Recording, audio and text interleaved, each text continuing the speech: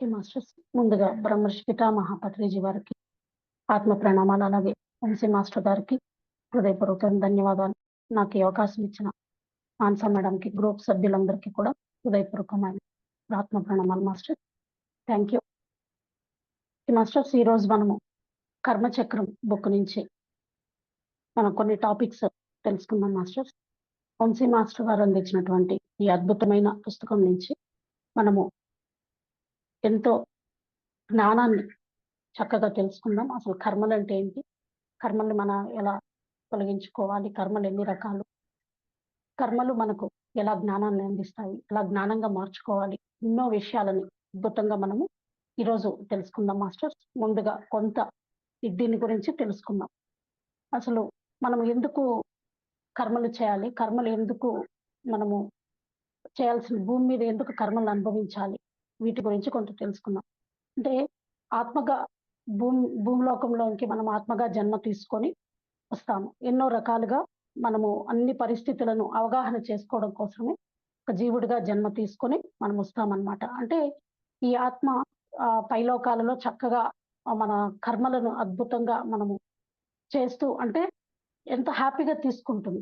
కర్మలను అనుభవించడానికి ఒక శిక్షణ లాగా వస్తుంది. కానీ భూమి మీదకి వచ్చేసరికి అది మనము ఈ మాయ పొర ద్వారా మనకి ఏమవుతుందిరా అంటే అవి మనకు శిక్షలుగా మనం భావిస్తూ ఉంటాం ఫ్రెండ్స్. కానీ ఒక కర్మ అనేది ఎప్పుడు కూడా మనకు శిక్ష కాదు, శిక్షణ అని మనకు మనం ఎప్పుడైతే తెలుసుకుంటామో ఈ యొక్క కర్మ చక్రాల నుంచి, ఈ కర్మ బంధాల నుంచి మనము పూర్తిగా విముక్తులవుతాం అన్నమాట.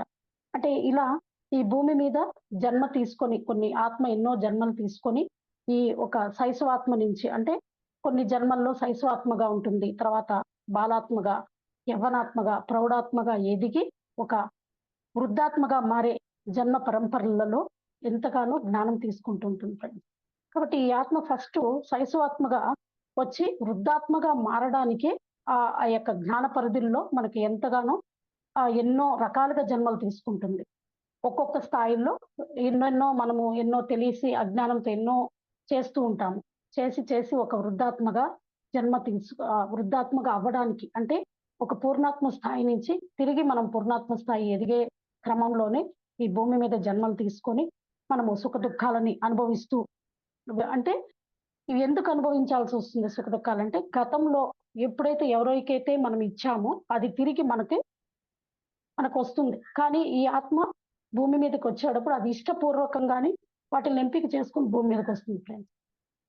తర్వాతే మనకు ఒక జీవుడిగా మనసు అనేది ప్రవేశించడం ద్వారా మనకి ఇవన్నీ కూడా చాలా కష్టం అనిపిస్తుంది, ఇబ్బందిగా ఫీల్ అవుతున్నాం. ఎందుకు అంటే ఒక జ్ఞానం లేకపోబట్టి మనము వీటన్నిటిని మర్చిపోయి భూమి మీదకి వస్తున్నాం అనమాట. అందుకని ఇవన్నీ మనం తెలుసుకోవాలి అంటే ఎంతో కొంత జ్ఞానాన్ని మనము సంపాదించుకునే క్రమంలోనే ఇవన్నీ కర్మ శిక్షగా భావిస్తూ ఉంటాం అన్నమాట. భావించి ఎప్పుడైతే జ్ఞానానికి మనం అడుగులు తీస్తామో అప్పుడు మాత్రమే అది శిక్షణగా మనం భావించి వీటి నుంచి బయటపడడం జరుగుతుందన్నమాట. అంటే ఇప్పుడు చూడండి, ఈ ఆత్మ మాత్రం ఇష్టపూర్వకంగానే ఎంపిక చేసుకొచ్చుకుంటుంది. కానీ మనం భూమి మీదకి వచ్చిన తర్వాత ఎందుకు ఇంత బాధపడుతున్నాము, ఇవన్నీ కూడా ఎవరి ద్వారానో వచ్చాయి, ఏదో ఒక దానికి ఇతరుల మీద కారణాలు వేసేస్తూ ఉన్నాం మనం. అంటే ఇది వాళ్ళ వల్ల జరిగింది, వీళ్ళ వల్ల జరిగింది అంటున్నాం. కానీ ఎప్పుడైతే మనం ఒక ఆధ్యాత్మిక మార్గంలోనికి, ఒక మంచి మార్గంలోనికి వస్తామో అప్పుడు మాత్రమే ఇదంతా కూడా నేను ఎవరికో ఇచ్చాను కాబట్టే వచ్చింది అనేటువంటి ఈ యొక్క విషయాన్ని మనం అవగాహన చేసుకుంటాం అనమాట. అంటే ఇప్పుడు ఎందుకు ఇలాంటి కర్మల్ని మనం ఇంత ఇబ్బందులు, ఏదో ఒక శారీరక సమస్య కావచ్చు, ఆర్థిక సమస్య, అనారోగ్యాలు, ఎన్నో సమస్యల్ని మనం ఎదుర్కొంటున్నాము అంటే మన స్వప్రయోజనాల కోసం ఫ్రెండ్స్. గతంలో స్వార్థం కోసము, దేంతో ఒక దాంతో ఇతరులని ఇబ్బంది పెట్టినవే తిరిగి మన జీవితంలోనికి ఇప్పుడు వస్తున్నాయి అన్నమాట. అది సృష్టి నియమం. అంటే నువ్వు ఏదైతే ఇచ్చావో తిరిగి అది నీ జీవితంలోనికి వస్తుంది అనేది సృష్టి నియమం. అదొక కర్మచక్రం తిరిగి మన దగ్గరికే వస్తుందన్నమాట. అంటే ఎప్పుడైతే ఈ బాధలన్నీ కూడా నేను ఇతరులకు ఇచ్చినవే కదా నాకు తిరిగి వచ్చాయి అని మీరు ఎప్పుడైతే మనము శిక్షలా కాకుండా శిక్షణగా ఇది నేను నేర్చుకుంటామో మనము, అప్పుడు దాన్నే కర్మ అంటాము. అంటే మన జీవితంలో మనం ఎలాంటి కర్మలు చేస్తున్నామో అలాంటి జీవితాన్ని మనం తెచ్చుకుంటున్నాం. ఇప్పుడు సపోజ్ మనము ఎవరినైనా ఇబ్బంది పెట్టి, బాధ పెట్టి హింసించి అలాంటి పనులు చేసి ఉంటే తిరిగి మన జీవితంలోకి ఏమవుతాయి అలాంటి వాళ్ళే మన జీవితంలోకి వచ్చి ఆ పాఠాలు మనకు నేర్పిస్తున్నారనమాట. అందుకనే మనకి భగవంతుడు ఏం చేస్తాడు, మనకు వీటన్నిటిని కూడా శిక్షగా కాకుండా శిక్షణ రూపంలో మనకు అందిస్తూ ఉన్నాడనమాట. అంటే మనం చాలా మందిని చూసినప్పుడు, చాలా మంది కష్టాలు, బాధలు అనుభవించే వాళ్ళందరిని చూసి మనం ఏమనుకుంటాం, వీళ్ళు పాపాత్ములు, వీళ్ళు ఎంత పాపం చేస్తే ఇలాంటి కష్టాలు అనుభవిస్తున్నారు అని అనుకుంటూ ఉంటాం. కానీ యాక్చువల్‌గా అది మనకు తెలీదు ఫ్రెండ్స్. ఎప్పుడైతే మనం ధ్యానంలోకొచ్చి ఈ కర్మ సిద్ధాంతాన్ని అవగాహన చేసుకున్న తర్వాత వాళ్ళు పాపాత్ములు కాదు. ధైర్యంగా ఎంతో ధీరోత్తములుగా అంటే గట్ సోల్స్ అంటామనమాట. ఎన్నో ఎన్నో జన్మలుగా అనుభవించాల్సిన కర్మలను ఒక జన్మలోనే జ్ఞానపరంగా తీర్చుకొని ఎదగడానికి తెచ్చుకున్నటువంటి వాళ్ళు. కాబట్టి వాటిల్ని వాళ్ళు క్లియర్ చేసుకోవడానికొచ్చారు. అందుకని ఎప్పుడు కూడా మనము కష్టాల్లో ఇబ్బందుల్లో ఉన్న వాళ్ళని వీళ్ళు ఆహ్, ఎన్ని పాపాలు చేశారో అని వాళ్ళని మనము తప్పు పట్టకూడదు. వాళ్ళని మనము అప్రిషియేట్ చేయడము, వాళ్ళ పట్ల మనము దయను కలిగి ఉండడము చేయాలి. ఎప్పుడైతే అంటే వాళ్ళు 10 జన్మలుగా అనుభవించాల్సిన కర్మలన్నిటిని ఏం చేస్తారు వాళ్ళు, ఒక్క జన్మలోనే హోంవర్క్ ఎక్కువ తెచ్చుకుంటారు ఫ్రెండ్స్. తెచ్చుకొని వాళ్ళు కష్టపడి వాటిల్ని జ్ఞానంగా మార్చుకొని వాటిని ఒకటి కర్మల్ని తీర్చుకుంటారనమాట. అందుకనే శ్రీకృష్ణుడు ఎప్పుడూ చెప్తారు కదా! జ్ఞానాగ్ని కర్మ దగ్ధానం. ఎప్పుడైతే మనము జ్ఞానాన్ని మన లోపలికి జ్ఞానం అనేది వస్తుందో, అప్పుడు మాత్రమే మన కర్మలన్నీ కూడా దగ్ధమవుతాయి. ఎందుకంటే ఆ జ్ఞానం అంటే ఏంటి ఫ్రెండ్స్? ఇప్పుడు మనం ఏదైతే ఇతరులకు ఇచ్చామో అదే మనం పొందుతున్నాము. మన వాస్తవానికి మనమే సృష్టికర్తలము. ఎవ్వరు కూడా మన మన కర్మలకి బాధ్యులు కాదు. మన భర్తో, పిల్లలో, లేకపోతే సమాజమో, లేకపోతే ఒక అనారోగ్యమో ఏది కూడా కారణం కాదు. ఇవన్నీ కూడా నా వాస్తవాన్ని నేను గతంలో ఎవరికో ఇచ్చాను కాబట్టి ఇవి ఇప్పుడు ప్రెజెంట్ నా జీవితంలోకొచ్చాయి అని చెప్పి మనం ఎప్పుడైతే ఆ సత్యాన్ని అవగాహన చేసుకుంటామో అప్పుడు మాత్రమే మనం ఈ కర్మల నుంచి, కర్మచక్రం నుంచి విడుదలవుతాం ఫ్రెండ్స్. దీన్ని కర్మచక్రం అంటారు. చక్కగా ఎంత అద్భుతంగా మనకు సమస్యలకి, అనారోగ్యాలని ఎలా బయట వేయాలి, ఆ కర్మల నుంచి మనం ఎలా బయటపడాలి, చక్కగా అందించినటువంటి ఈ కర్మచక్రం బుక్ ద్వారా ఇది ఒక ఇంట్రడక్షన్ ఫ్రెండ్స్. మనము సబ్జెక్ట్ లోనికి వెళ్ళిపోదాము. అందుకని మనకు ఫస్ట్‌గా అంటారు, చేసుకున్న వారికి చేసుకున్నంత మహదేవా! నువ్వు ఎంత చేసుకుంటావో అంతే. అంటే నువ్వు అది ఏం చేస్తావా? అది పుణ్యం చేస్తావా? పాపం చేస్తావా? అనేది అది నీ దాని మీద ఆధారపడి ఉంటుందన్నమాట. చేసుకున్న వారికి చేసుకోలేనంత మహాదేవ అంటారన్నమాట. అంటే అది నువ్వు పుణ్యం చేస్తావా? పాపమే చేస్తావా? నువ్వు ఎంత పర్సెంట్‌లో చేస్తున్నావు అనేది మన ఎరుకకి మనకు వదిలేస్తారన్నమాట. ఒకసారి దీనికొక చిన్న ఉదాహరణ మనము చెప్పుకుందాం. ఒకసారి ఒక పెద్ద పురావస్తు శాఖ వారు ఒక పెద్ద వీళ్ళుంటారు కదా! జమీందారులు. ఆ జమీందారుల యొక్క ఇంటిని, బంగ్లాని ఏం చేశారంటే మ్యూజియంగా మార్చేశారు ఫ్రెండ్స్. అంటే చాలా మంది చూడండి చాలా కోటలు, వాళ్ళు నివసించే ఇల్లులని మ్యూజియంగా మార్చేస్తూ ఉంటారనమాట. అంత పెద్ద పెద్ద వాటిల్ని. అందులో ఏంటి అంటే ఒక పురాతనమైనటువంటి అద్దాలనమాట. చాలా చాలా పెద్ద పెద్ద అద్దాలున్నాయన్నమాట. అప్పుడు వాటిని తరలించడానికి ప్రధాన ద్వారాన్ని కూడా ఒకటి తయారు చేశారు. అవి చాలా పెద్ద అద్దాలన్నమాట. కాబట్టి ఆ పెద్ద అద్దాలు బయటికి తీసుకెళ్ళడానికి ఒక చిన్న ద్వారాన్ని వాళ్ళు రెడీ చేశారు. కానీ ఆ ద్వారాల్లో నుంచి అద్దాలు వెళ్ళడం లేదు. బయటికి తీసుకెళ్ళడానికి అసలు మార్గమే కనిపించలేదన్నమాట. ఆ అద్దాలు పగలకుండా, ఆ ద్వారాన్ని పగలగొట్టకుండా ఎలా వెళ్ళాలి అని అందరూ కూడా అధికారులందరూ కూడా చాలా తల పట్టుకొని కూర్చొని ఆలోచించుకుంటూ ఉంటారన్నమాట. ఎన్ని రోజులు గడిచినా కూడా ఆ అద్దాలు ఆ బంగ్లాలో నుంచి బయటికి తీసుకురాలేకపోయారన్నమాట. అక్కడ కూర్చొని ప్రతిరోజు వీళ్ళ యొక్క చర్యల్ని గమనిస్తున్న ఒక చిన్న పిల్లవాడు అతనికొక ఒక ఆశ్చర్యకరమైనటువంటి ఒక క్వెషన్ వచ్చిందనమాట. అసలు ఇంత పెద్ద అద్దాలు ఈ లోపలికి ఎలా వెళ్ళాయి? అని ఆ క్వెషన్ ఆశ్చర్యంగా వెలిబుచ్చాడనమాట. అంటే చూడండి ఫ్రెండ్స్ మ్యూజియంలో ఆ ఇంట్లో అద్దాలున్నాయి. అవి బయటికి తీసుకురావాలనుకుంటున్నారు. కానీ ద్వారమేమో చిన్నదిగా ఉంది. అసలు ఇంత పెద్ద అద్దాలు వాళ్ళకంతా ఏంటి ఎలా పగలగొట్టాలా? ఏం చెయ్యాలా? అని వాళ్ళు ఆలోచించుకుంటూ ఉన్నారు. కానీ ఈ అబ్బాయికి వచ్చిన డౌట్ ఏంటి అంటే అసలు ఇంత పెద్ద అద్దాలు లోపలికి ఆ బంగ్లా లోపలికి ఎలా వెళ్ళాయా? అని ఆశ్చర్యంగా ఆలోచిస్తూ కూర్చోన్నాడన్నమాట. అప్పుడు అందరికీ ఒక ఆలోచనొచ్చింది. ఎందుకంటే ఫ్రెండ్స్ చూడండి ఇక్కడ అంత పెద్ద అద్దాలు లోపలికి వెళ్ళాయంటే దానికొక మార్గం ఉంటుంది. ఏదో ఒక మార్గం గుండానే అవి లోపలికి తీసుకొచ్చుంటారు. అది ముందర ఫ్రంట్ ద్వారమా లేకపోతే వెనక ద్వారం అనేది కాదు. ఎలా వచ్చాయి? అసలు ఆ లోపలికి ఎలా తీసుకెళ్లారు? అంటే తీసుకెళ్ళడానికి ఒక మార్గం అనేది ఉంటుంది కదా! అని వాళ్ళు అప్పుడు వెతకడం ప్రారంభించారనమాట. వెతకడం ఎప్పుడైతే ప్రారంభించారో అక్కడ ఒక 30 అడుగుల ఖాళీ ప్రదేశం ఒకటుందన్నమాట. అక్కడికి ఒక కమ్మీలతో దాన్ని ఏం చేశారంటే మూసేస్తున్నారనమాట. అంతా మొత్తం మూసేస్తున్నారు. అప్పుడు దాన్ని బయటికి తీసి చూస్తే అక్కడ నుంచి ఈ అద్దాలని లోపలికి తీసుకురావడం జరిగిందనమాట. అప్పుడు వాళ్ళు ఎప్పుడైతే ఈ పిల్లవాడికి అలాంటి ఆలోచనొచ్చిందో దాన్ని పట్టుకొని వాళ్ళు దాన్ని వెతికి మొత్తం ఆ అద్దాలని పగలగొట్టుకోకుండా చక్కగా ఏమీ కాకుండా ఆ గ్రిల్స్ అంతా ఊడతీసి అద్దాలను బయటకి తీసుకురావడం జరిగింది ఫ్రెండ్స్. దీంట్లో ఎంత గొప్ప నీతి ఒకటి ఉంది అనేది మనం గ్రహించాలి ఫ్రెండ్స్. ఎప్పుడు కూడా ఇది మన జీవితానికి చాలా దగ్గరగా ఉంది. మన మన సమస్యల పరిష్కారానికి చాలా దగ్గరగా ఉందన్నమాట. అంటే భవనము అంటే ఇక్కడ మన జీవితంగా భావించాలి. ఇక్కడ అద్దాలు అంటే ఏంటి? మన కష్టాలు. ఎంతసేపటికి మన కష్టాలు మన జీవితంలో నుంచి ఎలా బయటికి వెళ్ళిపోతాయా? ఎప్పుడెళ్తాయా? ఎప్పుడు సమస్యలు తీర్చుకుంటామా? మనం ఏం చేస్తే సమస్యలు తీరుతాయా? ఏ దేవుడికి మొక్కితే తీరుతాయా? ఎంత చేస్తే తీరుతాయా? అని ఆలోచించుకుంటూనే ఉంటాము. కానీ అసలు ఆ సమస్యలనేటివి ఎలా తప్పించుకోవాలని చూస్తామే తప్పితే, అసలు ఈ సమస్యలుకి కారణం వాడు, వీడు అని మనం క్వెషన్స్ వేసుకుంటూ ఉంటాం. కానీ ఈ సమస్యలు ఎలా వచ్చాయి మన జీవితంలోకి? అసలు ఈ సమస్యలు రావడానికి కారణం ఏంటి? అసలు ఏ మార్గం గుండా వచ్చాయి? అసలు మనం ఏం చేస్తే వచ్చాయి అని క్వెషన్ ఎప్పుడైతే మన లోపల వస్తుందో, అప్పుడు మాత్రమే వీటి నుంచి మనం బయటకి వెళ్ళగలం ఫ్రెండ్స్. కానీ మనం ఏం చేస్తున్నాము? మనము కష్టాలు మన జీవితంలో నుంచి వెళ్ళడానికే ప్రయత్నం చేస్తున్నాం. ఏం చేస్తే వెళ్ళిపోతాయా? ఇంకా వెళ్ళలేదే. ఎంత ధ్యానం చేస్తున్నాము, ఎంత జ్ఞానం పొందుతున్నాము, క్లాసులు చెప్పుకుంటున్నాం. ఇన్ని చేస్తున్నా మన కష్టాలు పోవడం లేదే అని చూస్తున్నాం. ఎప్పుడైతే ఆ కష్టాలు ఎక్కడి నుంచి వచ్చాయో ఆ మూలాల్లోకి వెళ్లి మనం తీసుకోగలగాలి ఫ్రెండ్స్. ఆ మూలాల్లోకి వెళ్ళడానికి మనకు సరైన మార్గము కర్మ ధ్యానము. ఇలా మనము చక్కగా డ్రీమ్స్ ద్వారా మనము మంచి ఎంతో అద్భుతమైన ప్రాజెక్ట్‌ని మనకు సారిచ్చారు. దాని ద్వారా వీటి నుంచి మనం బయటపడాలన్నమాట. అందుకని ఎప్పుడు కూడా ఇక్కడ కష్టాల నుంచి జీవితంలో బయటపడాలి, ఆరోగ్యాల నుంచి ఎలా తప్పించుకోవాలి అని ధనాన్ని ఎట్లా వృధా చేయకుండా నాకన్నీ తగ్గిపోవాలి ఇలా కాకుండా, మనకసలు ఎప్పుడైతే మనం ఏ సమస్యలనైతే అనుభవిస్తున్నామో, ఏ అనారోగ్యాలనైతే బాధపడుతున్నామో, ఏ ధనం లేకుండా ఇబ్బంది పడుతున్నామో, అసలు ఇవి మన జీవితంలోకి ఎలా ప్రవేశించాయి?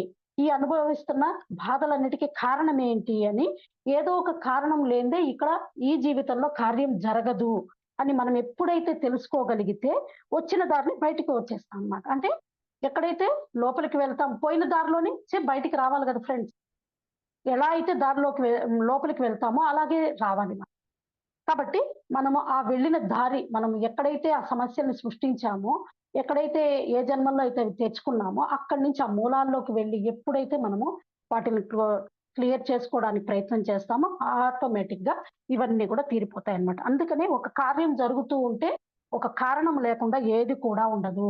ఈ కార్యకారణ యొక్క సంబంధమే కర్మచక్రం ఫ్రెండ్స్. అంటే ప్రకృతి శాసించినటువంటి ఒక అద్భుతమైనటువంటి నియమం కర్మచక్రం. ఎందుకంటే అందుకే ఈ కర్మచక్రాన్ని చక్కగా మనం అర్థం చేసుకుంటే, మనము మన జీవితంలో ముందుకి వెళ్తామనమాట. ఈ కర్మచక్రాలని మనము క్లియర్ చేసుకోవాలంటే మనకు కావాల్సింది జ్ఞానము. మనము ఒప్పుకునే గుణము. నేనే చేశాను దీన్ని. ఎప్పుడైతే గతంలో నేనిచ్చిందే కదా నాకొచ్చింది. కానీ మనం అహంతోనూ మనము మన లోపల ఈగో మనల్ని ఒప్పుకోనిది. నేను చేశాను అంటే అది ఒప్పుకోదు. కాబట్టి ఎప్పుడైతే ఆ అహానికి మనం జ్ఞానం అందిస్తామో ఆటోమేటిక్‌గా అప్పుడు మనకు ఒప్పుకునే స్థితి కలుగుతుందనమాట. అది రావాలి అంటే మనము చక్కగా జ్ఞానాన్ని పొందాలనమాట. అందుకని ఈ యొక్క ప్రకృతి నియమం ఏంటి అంటే కర్మలు, కర్మ ఫలాలు ఫ్రెండ్స్. మనకు ప్రకృతి ఇచ్చినటువంటి నియమం. ఇవన్నీ సృష్టిలో లేకపోతే ఏమవుతుంది అంటే మనము జ్ఞానపరంగా వెళ్ళలేమనమాట. మన పూర్ణాత్మ స్థాయికి వెళ్ళడానికి కూడా ఇవన్నీ అనుభవ పాఠాలుగా నేర్చుకొనే దానికే ఈ భూమి మీదకి ఆత్మ జన్మ తీసుకోవడం జరుగుతుంది. ఇక్కడ కర్మలు, కర్మ ఫలాల గురించి మనం తెలుసుకుందాం ఫ్రెండ్స్.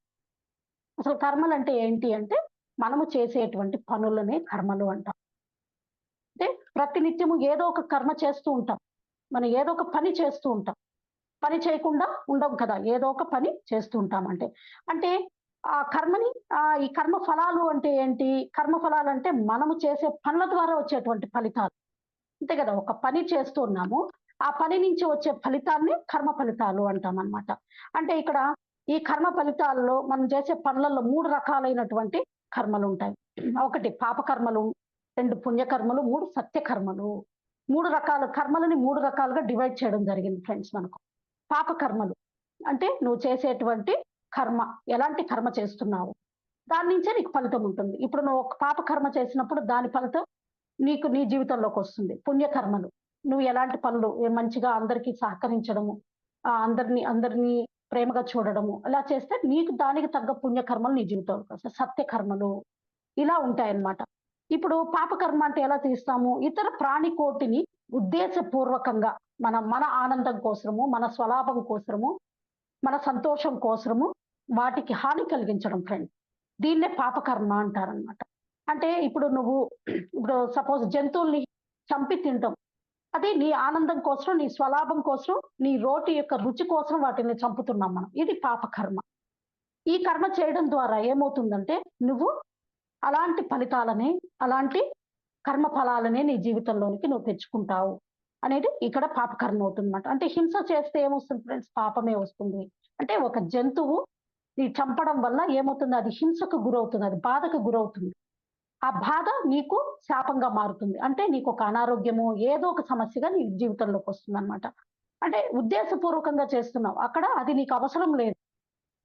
దాని బదులు ఏదో ఒక ఆహారం అనేది మనకుంది. కాబట్టి నువ్వేం చేయాలి? నీ ఆనందం ఒక్క నిమిషం ఫ్రెండ్.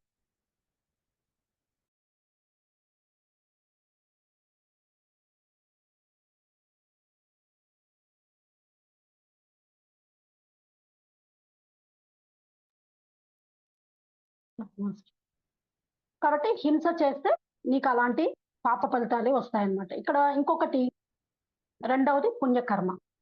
ఇది ప్రాణికోటికి మనం ఏదైనా ఆశించి గుర్తింపు కోసం కోరుకుంటూ చేసేటువంటి సేవ పేరే పుణ్యకర్మ ఫ్రెండ్స్. పుణ్యకర్మలు చేస్తూ ఉంటాం. అయితే ఒక గుర్తింపు కోసమో, లేకపోతే మనం ఏదో ఒకటి ఆశించి చేస్తూ ఉంటాం. ఇప్పుడు ఇతరులకు చేస్తూ ఉంటాం ఏదైనా. ఇప్పుడు గుళ్ళల్లో గుడికి డొనేట్ చేయడము, గుళ్ళల్లో అన్నదానాలు చేయడము, కొన్ని చాలా మంది చేస్తూ ఉంటారు. ఇవంతా ఏంటంటే పేరు ప్రతిష్టల కోసము, వాళ్ళు చేసేది మంచి పనే అయినప్పటికీ గుర్తింపు కోసం చేస్తూ ఉంటాం. మనం ఏదైనా వారికిస్తే తిరిగి మనకు వాళ్ళు ఏదో ఒక రూపంలో సహాయపడతారు. కాబట్టి ఇదిస్తే ఏదో ఒక రూపంలో మనకు వస్తుంది అని ఆశించి చేస్తూ ఉంటామనమాట. అంటే గుర్తింపుకోను ఆశించి చేస్తూ ఉంటామనమాట. దీని పేరే పుణ్యకర్మ అనమాట. ఇది పుణ్యకర్మ అంటే నువ్వు మంచి చేస్తున్నావు. మంచి చేసినప్పటికీ కూడా అక్కడ నువ్వు ఏదో ఒకటి తిరిగి ఆశిస్తూ ఉన్నావనమాట. అంటే నేను అన్న భావనతో మనం సేవ చేస్తుంటే అది పుణ్యకర్మలోకి యాడ్ అవుతుందనమాట. అక్కడ నేను అన్న భావనతో చేస్తున్నాం. అంటే నేను చేస్తున్నాను, నేను దానం చేస్తున్నాను, నేను వాళ్ళకి ఇలా హెల్ప్ చేస్తున్నాను, నేనెన్నో రాజకీయ నాయకులు, నేనెన్నో రోడ్లు వేయించాను, నేనెంతో లైట్లు వాళ్ళకి ఇది చేశాను, అది చేశాను అనుకుంటూ నేను అనే భావంతో వాళ్ళు చేస్తూ ఉంటామనమాట. ఇదంతా కూడా పుణ్యకర్మలోకి యాడ్ అయిపోతూ ఉంటుంది. ఇంకోటి మూడవదొచ్చి సత్యకర్మ ఫ్రెండ్స్. ఇది ప్రాణికోటి నుంచి ఏది కూడా ఆశించకుండా, మరి ఏ గుర్తింపు కోరుకోకుండా నిస్వార్థంగా మనం చేసేటువంటి సేవ సత్యకర్మ. అంటే నిష్కామ కర్మ. అంటే ఇక్కడ నేను అనే భావన లేకుండా, కర్తృత్వ భావనతో ఇక్కడ నేను ఎవరి కోసము చేయడం లేదు. ఇది నా కోసమే నేను చేసుకుంటున్నాను. ఇది నేను అంటే ఏమి ఆశించడం లేదు. నిష్కామంగా చేసే సేవ అన్నమాట. ఇది సత్య ఫలితాలనిస్తుంది ఫ్రెండ్స్. అసలు నిష్కామ కర్మ అంటే మనకు మనమే చేసుకోవడము. ఒక ఒక క్లాస్‌లో చెప్పున్నారు సార్ నిష్కామ కర్మలు. అసలు నేను క్లాసులు చెప్తున్నాను, నేను జ్ఞానం అందిస్తున్నాను, నేను అది చేస్తున్నాను అని మనం కూడా అనుకుంటూ ఉంటాం. ఇదంతా కూడా ఎవరి కోసరము? మన కోసరమే. మన ఆధ్యాత్మిక ఎదుగుదల కోసమే మనం చేసుకుంటున్నాము. నిష్కామ కర్మ అంటే నీకు నువ్వుగా చేసుకునేది. ఏ దైవాని కోసమో, సృష్టి కోసమో అనుకుంటూ ఉంటాం. ఇదంతా కూడా మళ్ళీ పుణ్యకర్మకే వస్తుంది. నేను ఆ దైవం కోసం చేస్తున్నాను. ఆ దైవం చెప్పింది కదా! నేను ఆ దైవ కార్యాలు చేస్తున్నాను అని చెప్పి చేయడం కాదు. ఇక్కడేందంటే నిష్కామ కర్మ. నీకు నువ్వుగా, నీ ఆధ్యాత్మిక ఎదుగుదల కోసము, నీ కర్మలను నువ్వు కడుక్కోవడం కోసమే నువ్వు చేసుకుంటున్నావు అనే భావనతో ఎప్పుడైతే చేస్తామో అది నిష్కామ కర్మ అవుతుందన్నమాట. అంటే ఏది ఆశించకూడదు మనం. ఎవరి దగ్గర నుంచి ఏది ఆశించకుండా చేసినప్పుడు అది నిష్కామ కర్మ కిందకి వస్తుంది ఫ్రెండ్స్. ఇప్పుడు మనము ఫ్యామిలీలో కూడా ఉంటాం. ఇక్కడ ఆశించి చేస్తున్నాం అన్నమాట. ఏదంటే ఏదైనా ఒక ప్రేమను ఆశించో, లేకపోతే ఒక ఫైనాన్షియల్ సపోర్ట్ అనో ఏదో ఒకటి ఆశించి చేస్తూ ఉంటాం. ఇప్పుడు అంటుంటాం పిల్లల విషయంలో చూడండి. చిన్నప్పటి నుంచి నిన్ను సాకాము. మీరు పెద్దయిన తర్వాత మమ్మల్ని చూడడం లేదు. అని చెప్పి అంటుంటాం. అక్కడ మనము ఏమవుతుంది, అక్కడ ఆశించాం. అంటే ఎంత బాగా వాళ్ళని చూసుకున్నప్పుడు పెద్దయితే వాళ్ళు మనకు సపోర్ట్‌గా ఉంటారు అనే ఒక ఉద్దేశంతో మనము చేస్తుంటాము. ఇక్కడ ఇది నిష్కామ కర్మ కిందకి రాదు ఫ్రెండ్స్. అక్కడ కూడా ఒక ధర్మంగా, కుటుంబ ధర్మంగా మనం వాళ్ళని తెచ్చుకున్నాం కాబట్టి మన ధర్మాలను మనం చేస్తున్నాము. ఏది ఆశించకుండా కూడా కుటుంబ ధర్మాన్ని మనం చేయగలిగితే అక్కడ అది నిష్కామ కర్మగా అవుతుందన్నమాట. కాబట్టి ఇక్కడ ఆ నిష్కామ కర్మలో ప్రతినిత్యము మనం ఉండడానికి ట్రై చేయాలన్నమాట. సృష్టి యొక్క నియమం ఏంటి అంటే ఏదిస్తే అదే వస్తుంది కాబట్టి దాని ప్రతిఫలం అనుభవించాల్సి ఉంటుంది. నువ్వు అది పాప కర్మ అయినా అవ్వచ్చు, పుణ్యకర్మ అయినా అవ్వచ్చు, నిష్కామ కర్మ అయినా. ఏ దేంట్లో నువ్వు ఏదిస్తే అది తిరిగి నీ జీవితంలోనికి ఏదో ఒక రూపేణ వస్తుందన్నమాట. కాబట్టి కనుక కర్మలు పాపమైన ఏ ఉద్దేశంతో మనం చేస్తున్నాం అనేదే ఇంపార్టెంట్ ఫ్రెండ్స్. ఇక్కడ ఉద్దేశమే మనకు రికార్డెడ్ అవుతుందన్నమాట. అన్న దాని మీదనే వాస్తవాలు ఆధారపడి ఉంటాయి. ఇప్పుడు నువ్వు ఎలాంటి ఉద్దేశంతో ఇస్తున్నావు? ఎలాంటి ఆశించి చేస్తున్నావు? నీ ఉద్దేశ్యం ఏంటి అక్కడ? ఇప్పుడు సపోజ్ చూడండి, మనము పిల్లల్ని భయపెట్టాలి, మనము వాళ్ళు తప్పు చేశారు అని కొడుతుంటాం. వాళ్ళని భయపెడతాం. అంటే వాళ్ళని సరైన మార్గంలో పెట్టడానికని చేస్తుంటాం. అక్కడ నీ ఉద్దేశ్యం ఏంటి? నువ్వు వాళ్ళ పట్ల కోపంతో వాళ్ళు సరిగ్గా ఉండాలని నువ్వు కోపడుతున్నావా? లేకపోతే ఎవరి మీదో కోపాన్ని పిల్లల మీద నువ్వు ప్రదర్శిస్తున్నావా? అనేది ఉద్దేశం చాలా ఇంపార్టెంట్ ఫ్రెండ్స్ మనకు. లేదు వాళ్ళు సరైన మార్గంలో పెట్టడానికి మనం చేస్తున్నాము అంటే ఓకే. లేదు ఏ భర్త తిట్టాడనో, లేకపోతే అత్తమామలు అన్నారనో, వాళ్ళన్నారో, వీళ్ళన్నారో అని పిల్లకాయల మీద ఆ కోపాన్ని చూపించడం, ఇతరుల మీద చూపించడం చేసినప్పుడు అది ఖచ్చితంగా ఆ కర్మ ఫలితాలను మనం తీసుకోవాలి ఫ్రెండ్స్. కాబట్టి మనము చేసే ప్రతి పని కూడా దాంట్లో కలిగే ఉద్దేశాన్ని మనం గమనించాలి. నువ్వు ఎలాంటి ఉద్దేశంతో చేస్తున్నావు అనేది ఇక్కడ ఇంపార్టెంట్ అన్నమాట. నెక్స్ట్ కర్మలు వాటి ఫలితాలు ఏ విధంగా ఉంటాయి అనేది చూద్దాం. ఇప్పుడు హింస చేసినప్పుడు దాని ద్వారా ఏమొస్తుంది? పాపకర్మ వస్తుంది. ఇప్పుడు జంతువుల్ని చంపి తినడము, లేకపోతే ఎవరినైనా అమానుషంగా హింసించడము, శారీరక హింసకు గురి చేయడము, ఇలా చేస్తూ ఉన్నప్పుడు ఏమవుతుంది? దాని ద్వారా మనము రోగాలు అనుభవించాల్సి వస్తుంది. అంతే కదా ఫ్రెండ్స్. ఈ జన్మలో ఎన్నో రోగాలను మనం అనుభవిస్తున్నామంటే గతంలో ఆ జంతువుల పట్ల హింస చేసి ఉండొచ్చు, లేకపోతే ఇంకెవరినైనా బాధించి ఉండొచ్చు, శారీరకంగా హింసించి ఉండొచ్చు. ఇవన్నీ కూడా మనకి ఈ జన్మలో ఏమవుతుందంటే పాపకర్మగా చేస్తుంటాం. ఈ ఒక ఆత్మ తన పరిణామ క్రమంలో ఎన్నో కర్మలు చేస్తూ ఉంటుంది ఫ్రెండ్స్. అలా అని మనము తక్కువ చేసుకోవాల్సిన అవసరం లేదు. అది తెలుసుకొని మార్చుకోగలిగితే మనకు చక్కగా మనము ముందుకి వెళ్తూ ఉంటాం అన్నమాట. అలాగే సేవ చేయడం ద్వారా ఏమవుతుంది? పుణ్యకర్మ వస్తుంది మనం. ఇప్పుడు చెప్పాం కదా, గుళ్ళు వాటిల్లో సేవలు చేస్తూ ఉంటారు. ఇదంతా పుణ్యకర్మ. కానీ వారు ఏం చేస్తారు? ఒక పేరు కోసము వాళ్ళు ఏదో ఒక ఆశించి చేస్తూ ఉంటారన్నమాట. తద్వారా భోగం అనుభవిస్తారు. అంటే జన్మలో చక్కగా డబ్బు, అధికారంతో హాయిగా వాళ్ళు ఆనందంగా జీవిస్తూ ఉంటారు. తర్వాత నిస్వార్థ సేవ ద్వారా సత్యకర్మ వస్తుంది ఫ్రెండ్స్. అంటే ఈ సత్యకర్మ ద్వారా ఏం జరుగుతుందంటే తద్వారా జీవునికి మోక్షము, అంటే కర్మచక్ర జనన మరణ చక్రంలో నుంచి పూర్తిగా విడుదలయ్యి సత్యలోకం ప్రాప్తిస్తుంది ఫ్రెండ్స్. మనము ఈ సత్యలోకానికి అంటే ఈ యొక్క నిస్వార్థమైన సేవ, ఈ సత్యకర్మలు చేస్తూ ఉంటాము. ఆ స్థితికి వచ్చే లోపల మనం పాపకర్మలు చేస్తాము, తర్వాత పుణ్యకర్మలు చేస్తాము. ఇవన్నీ నేర్చుకొని తద్వారా లాస్ట్‌కి ఆ జ్ఞానం ఎప్పుడైతే మన లోపల చిగురిస్తుందో అప్పుడు మనము నిస్వార్థమైనటువంటి ఆ సత్యకర్మలు, ఆ ఆత్మస్థితికి ఎప్పుడైతే వెళ్తామో ఆ సత్యకర్మలు చేస్తాం ఫ్రెండ్స్. అప్పుడు మనకు ఆ మోక్షము, ఈ జనన మరణ చక్రాల నుంచి పూర్తిగా విడుదలై మనము ఈ భూమి నుంచి పూర్తిగా విడుదల పొంది సత్యలోకానికి మనం వెళ్ళడం జరుగుతుందన్నమాట. అందుకనే పాపకర్మాలు చేసిన వాళ్ళందరూ కూడా రోగాలతో పుడతాం. అలాగే పుణ్యకర్మ ద్వారా భోగంతో పుడతాము. ఈ పాపకర్మ కూడా ఇనప సంఖ్యలు లాంటిది ఫ్రెండ్స్. అలాగే పుణ్యకర్మ బంగారు సంఖ్యలు. ఇక్కడ ఏవైనా సంఖ్యలే. ఈ బంగారు సంఖ్యలు ఇవి కూడా మనకు ఈ యొక్క కర్మచక్రం రిపీటెడ్ అయ్యే కొద్దీ పుణ్యం పోయి పాపం ఎంటర్ అయినప్పుడు ఆ పుణ్యకర్మ ఎంత ఉంటుందో అంతే అనుభవిస్తాం.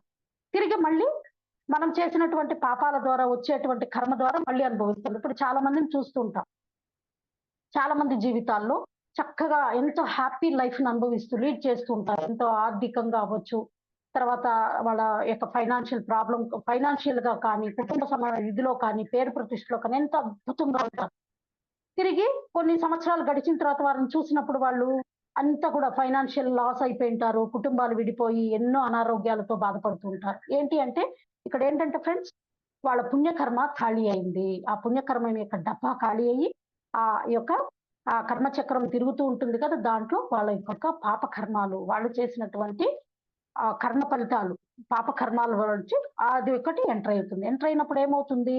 చక్కగా మళ్ళీ మొదలవుతుందనమాట. ఇట్లా కర్మచక్రం ఎప్పుడు కూడా తిరుగుతూనే ఉంటుంది. పాపం, పుణ్యం ఇలా మనం ఎన్నో జన్మలు తీసుకొని వీటిల నుంచి ఎప్పుడైతే సత్య కర్మలకి ఎంటర్ అవుతామో అప్పుడు మనకు వీటి నుంచి విముక్తి లభిస్తుంది ఫ్రెండ్స్.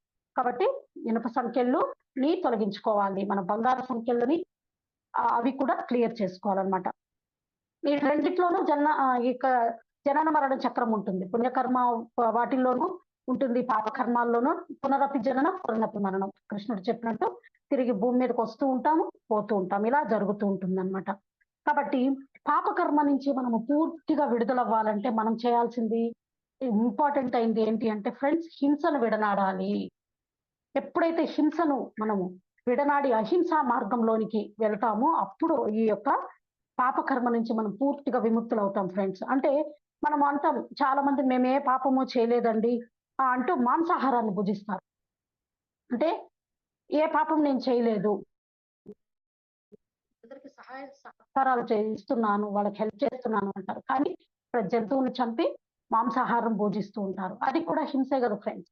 ఎందుకంటే ఒక జంతువుని చంపి నువ్వు ఎన్ని పూజలు చేసినా, ఎంతమందికి దానాలు చేసినా అది పాపకర్మ కిందకే నీకు యాడ్ అవుతుంది, పుణ్యం కాదు. ఒక జంతువు యొక్క మరణము నీకు శాపమే అవుతుంది. దాని యొక్క బాధ నీకు రోగమే తెచ్చిపెడుతుందన్నమాట. కాబట్టి వీరి దృష్టిలో అది పాపం కాదనమాట. చాలా మంది దృష్టిలో మాంసాహారం పాపం కాదు. జంతువులు చంపడం పాపం కాదు వాళ్ళకి. వాళ్ళకది ఆహారము మన కోసమే సృష్టించబడ్డాయి అనే ఒక అజ్ఞానంతో, అవివేకంతో వాళ్ళు ఉంటారు. ఎందుకంటే వాళ్ళ ఆ జన్మలో అలాంటి జ్ఞానంతో వాళ్ళు ఉన్నారు కాబట్టి. కాబట్టి వాళ్ళని మనము వాళ్ళకి గైడ్ చేయడం వరకే ఫ్రెండ్స్. వాళ్ళని అసహించుకోవాల్సిన అవసరము లేదు. వాళ్ళతో వాదించాల్సిన అవసరం లేదు. వాళ్ళకి ఆ యొక్క శాకాహార విశిష్టతను, మాంసాహారాన్ని తీసుకోవడం వల్ల వచ్చేటువంటి ఫలితాలను మనం చెప్పగలిగితే చాలన్నమాట. కాబట్టి ఇక్కడ పరమాత్మ దృష్టిలో ప్రతి ఒక్క ప్రాణికోటి యొక్క విలువ ఒకటే. మానవుడి యొక్క ప్రాణము ఒకటే, పేడ పురుగు యొక్క ప్రాణము ఒకటే ఆయనకి. సృష్టిలో పరమాత్మని దృష్టిలో అందరికీ ఒకటే విలువ ఉంటుంది. మానవుడికి మాత్రమే గొప్ప విలువ ఉంటుంది. మిగతా జీవరాశులకంత విలువ లేదు అని అజ్ఞానంతో మనము చాలా మందిలో ఉంటుందన్నమాట. అవి ఏంటిలే, జంతువులు ఏంటిలే అని కాదు. ఆ పరమాత్ముడికి అందరూ కూడా తన బిడ్డలే అనేది మనము ఇక్కడ తెలుసుకోవాలన్నమాట. కాబట్టి ఈ సృష్టికర్త దృష్టిలో ఏంటి, కోడైనా, మేకైనా, పేడ పురుగైనా ఏవైనా కూడా ఒకటే అనే భావన మనకు గుర్తించుకోవాలన్నమాట. ఆ ఎరుకతో ఉంచుకోవాలి. కాబట్టి ఎప్పుడైతే ఈ జంతువుల యొక్క మాంసాన్ని మనము చంపి అది భుజిస్తామో అది పాపానికి ఆ పాప కూడవుతుంది. అది హింసతో కూడుకున్నటువంటి రక్తపు కూడవుతుంది.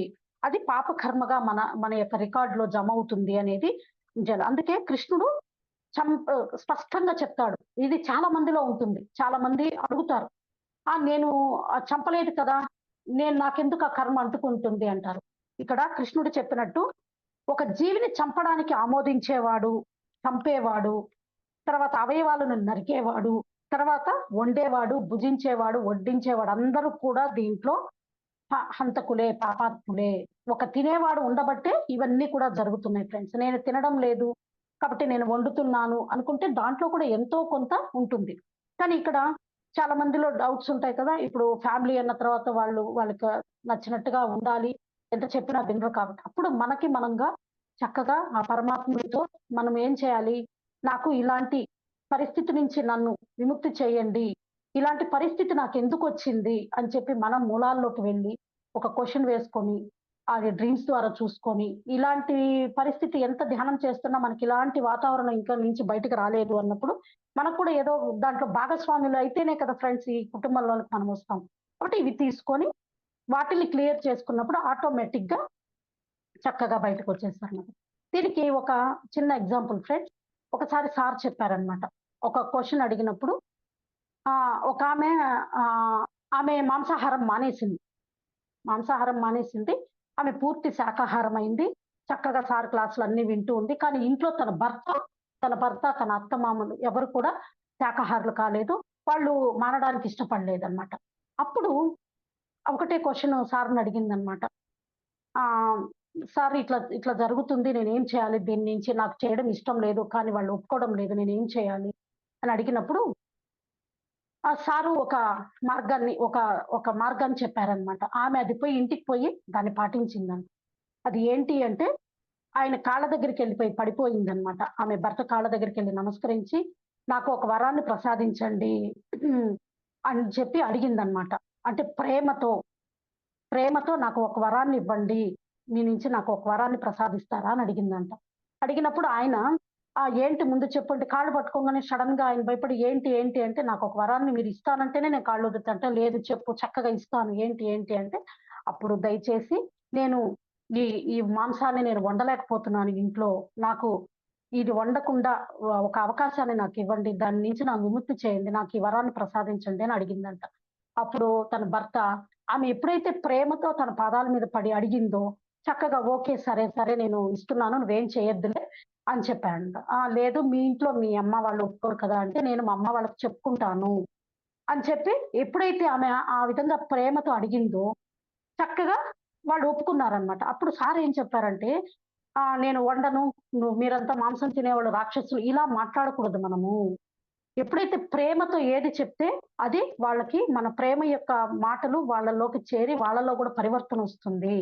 కాబట్టి ఏది చేసినా ప్రేమతో చేయాలి అని చెప్పి ఆమెకు చెప్పాడన్నమాట. ఎప్పుడైతే అలా చెప్పిందో ఆమె దాని నుంచి ఆ సమస్య నుంచి బయటపడిందన్నమాట.